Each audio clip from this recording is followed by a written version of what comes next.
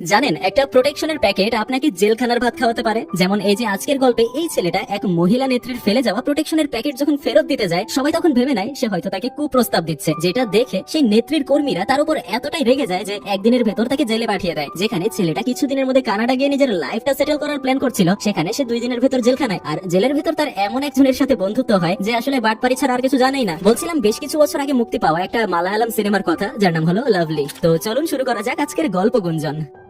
গল্পের শুরুটা হয় বেনি নামের একটা অল্প বয়সী ছেলেকে দেখিয়ে। বেনির ব্যাপারে বলতে গেলে তার পরিবারে শুধু তার মা আর বোন আছে। তার বাবা মারা গেছেন বেশ কয়েকটা বছর আগে। তিনি আগে একজন সরকারি কর্মচারী ছিলেন, তাই এখন নিয়ম অনুযায়ী সেই চাকরিটা বেনির পাওয়ার কথা ছিল। কিন্তু বেনি এমন এক ছেলে যে সরকারি চাকরির কোনো কদরই করে না। তার মন সবসময় অন্যের বাগানে ঘাস কেটে সেটাকে সাজিয়ে গুজিয়ে রাখার পেছনেই পড়ে থাকে। তার একটাই স্বপ্ন, সে কানাডায় স্থায়ীভাবে বসবাস করতে চায়। তবে এই নিয়ে বেনির চাচা তাকে অনেক বোঝায় যে বাবা, সরকারি চাকরির মতো সহজ আর নিরাপদ চাকরি তুমি আর কোথাও পাবে না। শুধু প্রতিদিন গিয়ে হাজিরা দাও আর মাস শেষে বেতন নিয়ে আরাম করে জীবন কাটাও। এই আরামায়েশের জীবন ছেড়ে কেউ কি কষ্ট করতে চায়? এতে বেনি বলে, চাচা, আমাদের দেশ এখন একটা উন্নয়নশীল দেশ, যেখানে সব ছেলেরাই এখন তাদের নিজেদের ইচ্ছা মতো ফিউচার ডিসাইড করছে। আর এখানে এরকম একটা একঘেয়ে চাকরি করে আমি আমার জীবন নষ্ট করতে চাই না। আমি কানাডার মতো উন্নত দেশে গিয়ে একটা রোমাঞ্চকর চাকরি করে জীবন কাটাতে চাই। তখন তার চাচা তাকে বোঝায়, বাবা চিন্তা করো না, একবার চাকরিতে ঢুকো, 1-2 বছর কাজ করো, তারপর 5 বছরের ছুটি নিয়ে কানাডা চলে যাও, সেখানে গিয়ে জীবনটা উপভোগ করো। এতে সমস্যা কোথায়? তুমি এখানকার একটা ভালো চাকরি পেলে আবার বিদেশে উন্নত জীবনযাপন করলে। তখন কোনোভাবে বেনি রাজি হয়। এরপর আমরা দেখি গ্রেস নামের এক মহিলাকে, যিনি শাহিন নামের এক ছেলেকে ভিডিও কল দেয়। তখন শাহিন বাথরুমে গোসল করছিল আর সে অডিও কল ভেবে ভিডিও কলটাই রিসিভ করে ফেলে। তখন সে কিছুটা বিব্রত হয়ে বলে,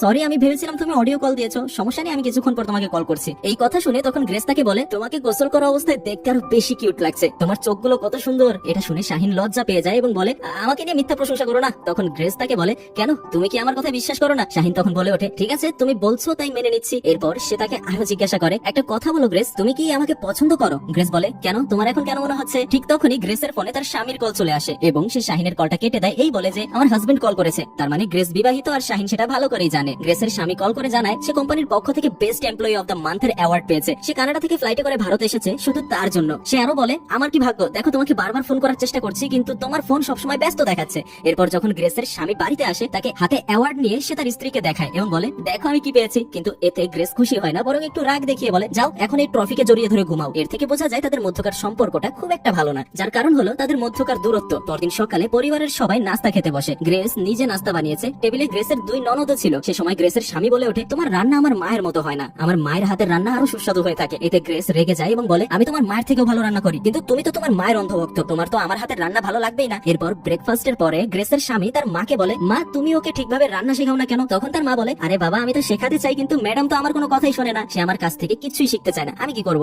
তাছাড়া আমি তো এখন গ্রামে ফিরে যাচ্ছি আমার 2 মেয়েকে নিয়ে, তুমি কাল কানাডায় ফিরে যাবে, তারপর ও যা খুশি তা করবে। এরপর আমরা দেখতে পাই কেরালা স্টেট ইলেকট্রিসিটি বোর্ডের অফিসের বাইরে কিছু মহিলা আন্দোলন করছে। তারা সরকারের কাছে দাবি করছিল যে ব্যবসার ক্ষেত্রে যারা নারী উদ্যোক্তা রয়েছেন তাদের বিদ্যুৎ ক্ষেত্রে সাবসিডি দেওয়া হোক। এই প্রতিবাদকারীদের মধ্যে গ্রেসও ছিল। কিছুক্ষণ স্লোগান দেওয়ার পর সবাই চলে যেতে শুরু করে, কিন্তু গ্রেস যাচ্ছিল না, কারণ তার নজর পড়ে শাহিনের দিকে। সেই শাহিন যার সাথে গ্রেস সেদিন ভিডিও কলে কথা বলছিল। শাহিন এই অফিসেই কাজ করে। সে আর গ্রেস এখানে শুধুমাত্র আন্দোলন করতে নয়, বরং শাহিনের সাথেও দেখা করার উদ্দেশ্যেই এসেছিল। একটু সুযোগ পেতেই সে শাহিনের পেছনে যায়। একা থাকার সুযোগ পেয়ে সে শাহিনের সঙ্গে একটু কাম ভাব ভঙ্গিতে কথা বলতে শুরু করে। তার কাছাকাছি এসে হাত স্পর্শ করতে থাকে। শাহিনের এই ব্যাপারগুলো ভালো লাগলেও সে কিছুটা দূরে সরে যায়, কারণ এখানে এইগুলো করার সঠিক জায়গা নয়, কেউ দেখে ফেললে সমস্যা হতে পারে। তাই সে গ্রেসকে থামিয়ে দিয়ে বলে, আমাদের এখানে স্বাভাবিক আচরণ করা উচিত, আমাদের আশেপাশে মানুষদেরকে বোঝানোর জন্য যে তারা নর্মাল ব্যাপার নিয়ে কথা বলছে। তাই গ্রেস জোরে জোরে তার পরিবারের খোঁজ খবর নিতে শুরু করে, যাতে কেউ ভুল কিছু না ভাবে। কিছুক্ষণ পর গ্রেস তাকে জিজ্ঞাসা করে, এইবার তুমি আসবে তো? শাহিন বলে, হ্যাঁ আমি আসবো। যেটা শুনে গ্রেস মনে মনে কিছুটা খুশি হয় এবং সেখান থেকে চলে যায়। গ্রেস চলে যাওয়ার পর শাহিন তার ম্যানেজারের কাছে যায়, যিনি তাকে নতুন এলডি বেনির সঙ্গে পরিচয় করিয়ে দেন। হ্যাঁ, আমাদের মেন ক্যারেক্টার বেনি, যে আজই চাকরিতে যোগ দিয়েছে। বেনি তাকে নিজের পরিচয় দিয়ে বলে, আমি বেনি। তখন শাহিনও হাত মেলাতে মেলাতে বলে, আমি শ্রীনুমান। এরপর আবার বলে, আমি শাহিন। সবাই নাকি তাকে শাহিন বলেই ডাকে, তাই সেও তাকে শাহিন বলেই ডাকুক। সেই সময় ম্যানেজার তাকে জিজ্ঞাসা করেন, তোমার বাড়ি কোথায়? বেনি বলে, আমি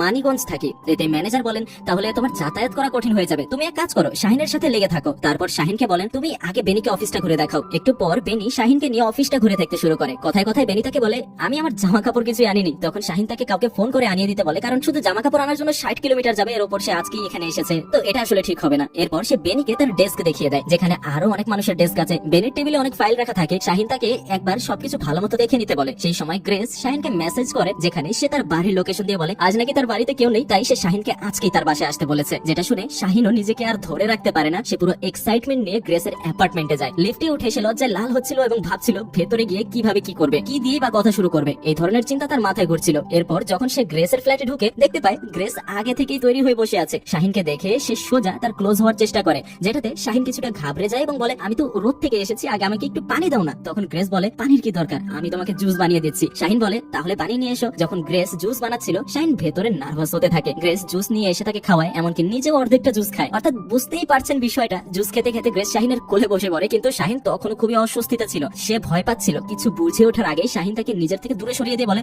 আমি তো প্রোটেকশন আনিনি, আমরা এগুলো করতে পারবো না। এই বলে সে দ্রুত সেখান থেকে চলে যায়। বাইরে যাওয়ার পর তার খুব আফসোস হয় এই ভেবে যে আমার একটু ভালোভাবে আচরণ করা উচিত ছিল, আর নিজে নিজে ভাবতে থাকে আমি এত ভীতু কেন। মূলত সে ওখান থেকে পালিয়ে এসেছে। এরপর সে রাতে টিটি পানি খেয়ে লজে ফিরে। সেখানে বেনি তার গ্রামের এক বন্ধুকে ডেকেছিল তার কাপড়গুলো নিয়ে আসার জন্য। সেখানে শাহিন বেনি এবং তার বন্ধুর সামনে নিজেকে নিয়ে অনেক হতাশাগ্রস্ত হতে থাকে। আমি জীবনে কিচ্ছু করতে পারিনি রে, আমি একেবারেই ব্যর্থ। পরের দিন গ্রেস আবারও শাহিনের অফিসে আসে। তার মুখ একটু মলিন ছিল। সে এসে শাহিনের ডেস্কের সামনে বসে পড়ে। শাহিন ভয় বলে, দেখো কাল আমি প্রস্তুত ছিলাম না, সরি। গ্রেস বলে, কোনো সমস্যা নেই। তারপর গ্রেস তার ব্যাগ খুলে দেখায় ভিতরে প্রোটেকশন রাখা ছিল। সে বলে, আমি সব ব্যবস্থা করে এসেছি, এখন কোনো সমস্যা নেই, কি বলো? তাদের এই কথার মাঝে হঠাৎ সে শাহিনকে বলে, আই লাভ ইউ শাহিন। শাহিনও লজ্জায় লাল হয়ে যায় এবং বলে, আই লাভ ইউ টু। এরপর গ্রেস উঠে চলে যেতে শুরু করে, কিন্তু সে তার ব্যাগের চেইন বন্ধ করতে ভুলে যায়। ফলে ব্যাগ থেকে অনেক জিনিস বাইরে পড়ে গিয়েছিল।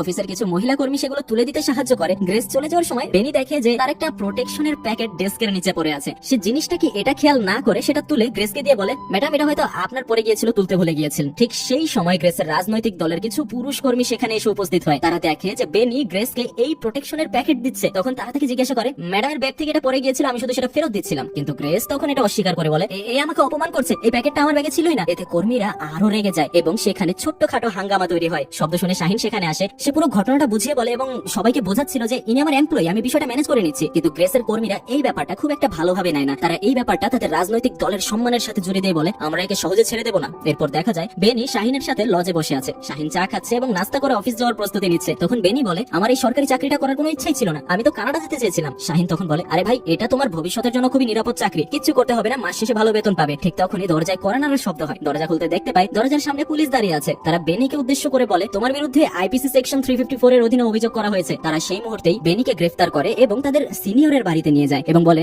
স্যার, এই বেনি ইউএফএ উইংস এর একজন নারী অ্যাক্টিভিস্টকে হয়রানি করেছে, তার সম্মান নষ্ট করেছে এবং তাকে প্রোটেকশনের প্যাকেট দেওয়ার চেষ্টা করে অপমান করেছে। অফিসার বেনিকে শুধু জিজ্ঞাসা করেন, তুমি কি ওই মহিলাকে এটা দেওয়ার জন্য হাত বাড়িয়েছিলে? বেনি উত্তরে বলে, হ্যাঁ। কিন্তু এরপর বেনি কিছু বলতে নেবে সিনিয়র তাকে থামিয়ে দিয়ে বলে, ব্যাস, আর কিছু বলার দরকার নেই, ওকে 14 দিনের রিমান্ডে পাঠাও। এরপর বেনিকে জেলে পাঠানো হয়। যদিও সে নিজের কথা বোঝানোর চেষ্টা করছিল, পুরো পরিস্থিতি ব্যাখ্যা করতে চাইছিল, কিন্তু কেউই তার কোনো কথা শোনে না। জেলখানায় অনেক বড় বড় খারাপ অপরাধী ও গ্যাংস্টার থাকে যাদের সাথে বেনিকে থাকতে হয়। পরদিন তার মা তাকে দেখতে আসে এবং বলে, বাবা, ঠিকমতো খাওয়া দাওয়া করছিস তো? তোর চাচাও এসেছে, সে নিশ্চয়ই কিছু করবে তোর জন্য। কিন্তু বেনি তার মায়ের চোখে চোখ রাখতে পারে না। সে মনে মনে ভাবে, মা আমার সম্পর্কে না জানি কি ভাবছেন। তারপর যখন খাবারের লাইনে দাঁড়ায় তখন বেনি তার পাশে থাকা একজন বন্দীকে জিজ্ঞাসা করে, এখানে বন্দীদের ইউনিফর্ম দেওয়া হয় না কেন? বেনি বন্দী লোকটার কাছ থেকে জানতে পারে এটা পুলিশ স্টেশনের জেল। এখানে থাকা অপরাধীদের মামলা যদি আদালত পর্যন্ত যায় এবং তাদের অপরাধ প্রমাণিত হয়, তাহলে তাদের অন্য জেলায় স্থানান্তর করা হবে, যেখানে তারা নতুন ইউনিফর্ম পাবে। এরপর রাতের বেলা বেনি তার সেলে একা থাকে। হঠাৎ সে একটা মেয়ের গান শুনতে পায়। কিন্তু আশ্চর্যের ব্যাপার হলো এখানে শুধু পুরুষ বন্দীদের রাখা হয়, মেয়ের কোনো অস্তিত্বই থাকার কথা না এখানে। এর কিছুক্ষণ পর তার চোখে পড়ে একটা মাছি। সে অবাক হয়ে সেই মাছির দিকে তাকায়, কারণ সেই গানের শব্দগুলো যেন ওই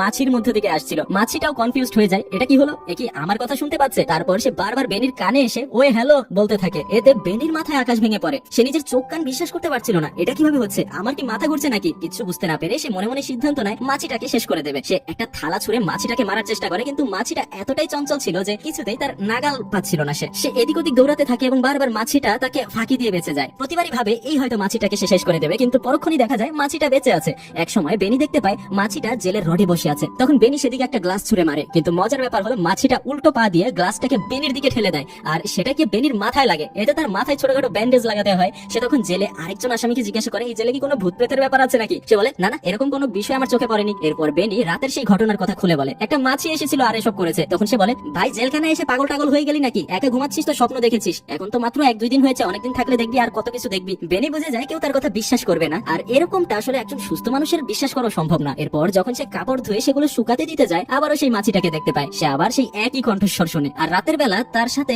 সব থেকে বড় চমৎকার হয়ে যায়। মাছিটা তার কাছে এসে বলে, তুমি যদি আমাকে মারার চেষ্টা না করো তাহলে আমি তোমার সব প্রশ্নের উত্তর দেবো যা তুমি জানতে চাও। বেনিও তখন এই কথা শুনে কিছুটা স্থির হয়। মাছিটা প্রথমে বেনিকে তার হাত থেকে প্লেট ফেলে দিতে বলে এবং বেনির হাতের ছোট্ট ফুলের ট্যাটুর উপর গিয়ে বসে এবং তার সাথে কথা বলতে শুরু করে। বেনি বলে, আমি বিশ্বাস করতে পারছি না তুমি সত্যিকারের একটা মাছি যে মানুষের মতো কথা বলছে, তুমি ক্ষমতা কোত্থেকে পেয়েছো? মাছিটা বলে, তুমি খুবই ইন্টারেস্টিং প্রশ্ন করেছো। আমি এর আগে অনেক বন্দির কানে ফিসফিস করেছি, কিন্তু কেউই আমাকে গুরুত্ব দেয়নি। কিন্তু তুমি আমার কথা শুনছো, বুঝছো, এই স্পেশাল ক্ষমতা শুধু আমার কাছে নেই বরং তোমার কাছেও আছে। আমাদের দুজনের কথা বলা এবং শোনার ফ্রিকোয়েন্সি হয়তো ম্যাচ করে গেছে। এরপর হঠাৎ তার নাকে একটা গন্ধ ভেসে ওঠে। মাছিটা দ্রুত সেখানে যায় এবং ফেরত এসে বলে কিলিং এজেন্টরা এসেছে, আমাকে পালাতে হবে, তারা ক্লোরিন ডাই অক্সাইড স্প্রে করেছে, এতে সব মশা মাছি মারা যাবে। এই বলে সে সেখান থেকে কোথাও একটা পালিয়ে যায়। সেদিন আর ফিরে আসে না। পরদিন সকালে এসে বেনিকে বলে আমি কিচেন থেকে ঘুরে এসেছি, আজ ব্রেকফাস্টে সাম্বার হচ্ছে। সে আরো শুনেছে লোকজন বেনি সম্পর্কে নাকি কথা বলছে, তাই সে বেনিকে খোঁচা দিয়ে কথা বলে, তুমি তো দেখা যায় নিজের কাম ভাব কিছুতেই সামাল দিতে পারছো না, দিনের আলো একটা মেয়েকে প্রোটেকশন অফার করলে, তোমার আসল উদ্দেশ্য কি ছিল বলো তো? বেনি তখন তাকে বলে তুমি এই পৃথিবী সম্পর্কে কি জানো, কখনো জেলের বাইরে গিয়েছো?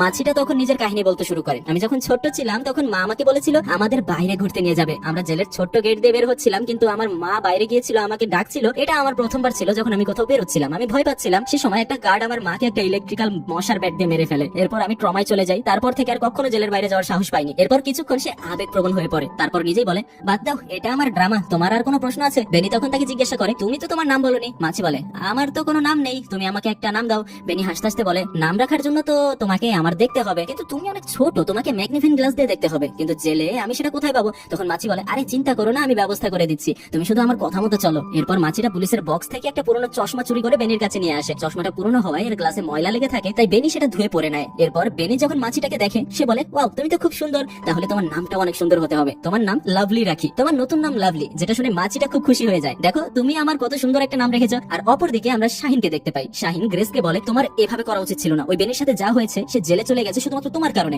গ্রেস বলে আমি কি করবো বলো, আমার স্বামী তো কানাডায় থাকে, আমি যদি পার্টির লোকেদের সামনে মেনে নিতাম যে এটা আমার প্রোটেকশন, তাহলে আমার স্বামী আমার সম্পর্কে কি ভাবতো? মানুষ বলতো এর স্বামী এখানে নেই তাই সে এসব করছে। তবুও শাহিন বলে ওই বেচারা বেনি মাত্র 2 দিন আগে চাকরিতে যোগ দিয়েছিল, তার অনেক বড় স্বপ্ন ছিল, সে কানাডা যেতে চেয়েছিল, আমাদের কারণে সে জেলে গিয়েছে, এটা ঠিক না। কিন্তু গ্রেস স্পষ্ট ভাবে বলে আমি আমার স্টেটমেন্ট পরিবর্তন করবো না। ভাবতে পারছেন যে কে কেমন কথা বলছে? এরপর কেটে যায় আরো কয়েকটা দিন। ইতিমধ্যে জেলের ভেতরে তাদের মধ্যে একটা ভালো সম্পর্ক তৈরি হয়ে গেছে। বেনি ছোট্ট ছোট্ট মিনিয়েচার তৈরি করতে পারতো, তাই সে লাভলির জন্য তার জেলের মধ্যে লাভলির জন্য একটা ছোট্ট ঘর বানায়। এটা দেখে লাভলি খুবই খুশি হয়। হঠাৎ একদিন লাভলি খুবই অস্থির হয়ে পড়ে। সে বেনিকে বলে আমি একটু ফ্রেশ এয়ার নিয়ে আসি, তারপর আমরা অনেক কথা বলবো। বেনি তখন তাকে বিদায় জানিয়ে অপেক্ষা করে, কিন্তু লাভলি সেল থেকে বের হওয়ার পরই পুলিশ এসে বেনিকে অফিসে নিয়ে যায়। আসলে বেনির চাচা একজন আইনজীবীর সাহায্যে তার জামিন করিয়ে দিয়েছিল, তাই বেনির পরিবার তাকে নিয়ে যাওয়ার ব্যবস্থা করতে থানায় এসেছে। এদিকে লাভলি পুরো জেলে বেনিকে খুঁজতে থাকে, কিন্তু সে তাকে দেখতে পায় তখনই যখন বেনি জেল থেকে বাইরে চলে যাচ্ছে। জেলের ছোট্ট গেট দিয়ে লাভলি দেখে বেনিকে নিয়ে যাওয়া হচ্ছে। বেনি পরিবারের কথায় বাড়ি ফিরে যায়, কিন্তু লাভলি ছাড়া যেন তার কোনো কিছু ভালো লাগছে না। পরের দিন তার কোর্ট হিয়ারিং হয়। আইনজীবীরা তাকে শিখিয়ে দেয় তাকে কি বলতে হবে, যেন সে বলে ওই নারী তাকে প্রোটেকশনের প্যাকেট দিয়েছিল, কিন্তু অন্যরা ভুল বুঝে তাকে ফাঁসিয়ে দিয়েছে।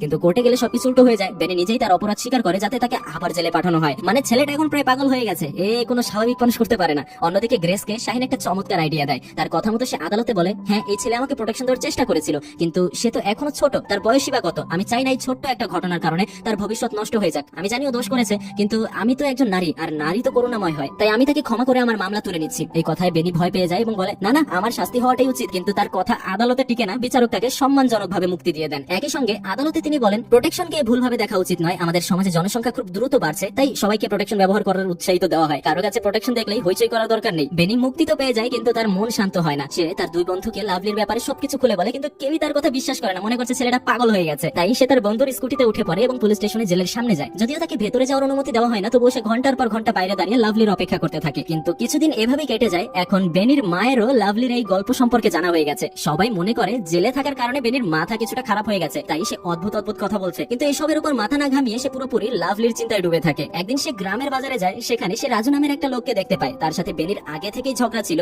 তাই হঠাৎ রাগে বেনি রাজুকে ধাক্কা দেয়। পরে তাকে হাসপাতালে ভর্তি করানো হয়। বেনি ভেবেছিল এবার রাজু তার বিরুদ্ধে মামলা করবে এবং তাকে আবার জেলে যেতে হবে, যেখানে সে পুনরায় কিন্তু লাভলির সাথে দেখা করতে পারবে। কিন্তু বাস্তবে তা হয় না। রাজুর পরিবারের লোকেরা মনে করে সে সময় রাজু হয়তো নেশাগ্রস্ত ছিল, তাই নিজেই পড়ে গেছে।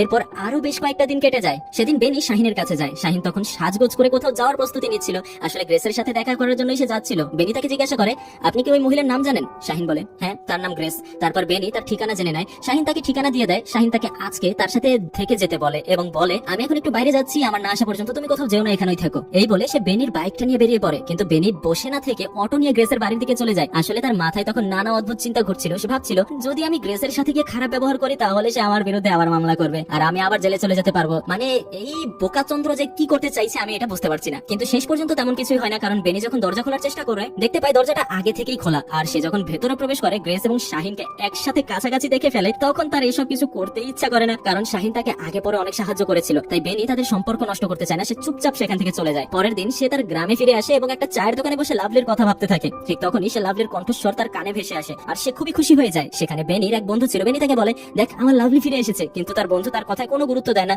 মনে করে জেল থেকে আসার পর বেনি হয়তো পাগল হয়ে গেছে। এরপর বেনি লাভলিকে জিজ্ঞাসা করে, তুমি এখানে কিভাবে এলে? লাভলি উত্তরে বলে, তুমি তো তোমার গ্রামের কথা বলেছিলে, তাই আমি তোমার গ্রামে বাসে করে চলে এসেছি। আর জানো, এখানে আসতে আমার টিকিটও লাগেনি। দুজনের খুব হেসে হেসে কথা বলতে শুরু করে। লাভলি তার সামনে থাকা টেবিলে বসে তাকে বলে, তুমি চলে যাওয়ার পর আমি একেবারে একা হয়ে গিয়েছিলাম, আমার আর কোনো কিছু ভালো লাগছিল না, আমি অনেক সাহস করে জেল থেকে পালিয়ে এসেছি। বেনিও বলে, আমারও একই অবস্থা ছিল, আমি আবার জেলে যাওয়ার জন্য শত চেষ্টা করছিলাম। সেই সময় রাজু বেনিকে দূর থেকে দেখে ফেলে, সে আগে ঝগড়ার প্রতিশোধ নেওয়ার জন্য তার দিকে এগিয়ে আসে। রাজু তার দিকে জোরে আঘাত করে, কিন্তু সেটা লাভলির উপর গিয়ে লাগে। এর ফলে লাভলি নিস্তব্ধ হয়ে যায়। বেনি ভাবে লাভলি হয়তো মরে গেছে। বেনি খুব রেগে যায় এবং বলে, তুমি লাভলিকে মেরে ফেলেছো। সে রাজুর সাথে মারামারি শুরু করে দেয়, কিন্তু রাজু দেখতে হ্যাংলা হলেও খুবই শক্তিশালী ছিল, সে এক ঘুষিতেই বেনিকে অজ্ঞান করে ফেলে। কিন্তু এরপর লাভলির শরীর একটু নড়ে ওঠে। কিছুক্ষণ পর সে আবার জ্ঞান ফিরে পায় এবং বেনিকে ডেকে বলে, তোমাকে এই লোকটার থেকে প্রতিশোধ নিতে হবে। লাভলি জেলে অনেক লড়াই দেখেছিল, তাই তার কিছুটা ফাইটিং টেকনিক জানা ছিল। সে বেনিকে গাইড করে এবং বেনি রাজুকে সেই স্টাইলে চরম খেলাতে শুরু করে। এক পর্যায়ে যখন বেনি রড দিয়ে রাজুকে মারতে যায়, তখন লাভলি তাকে থামিয়ে দেয় এবং বলে, না না, এটা অনেক বেশি হয়ে যাচ্ছে, এতে সে মরেও যেতে পারে। লাভলির কথা শুনে বেনি থেমে যায়। এরপর থেকে লাভলি সবসময় বেনির সাথে থাকতে শুরু করে। এই হলো তাদের দুজনের বন্ধুত্ব। বেনি তার কানাডা যাওয়ার প্ল্যানটাও ক্যান্সেল করে দিয়েছে, তার জন্য এখন সে লাভলির সাথে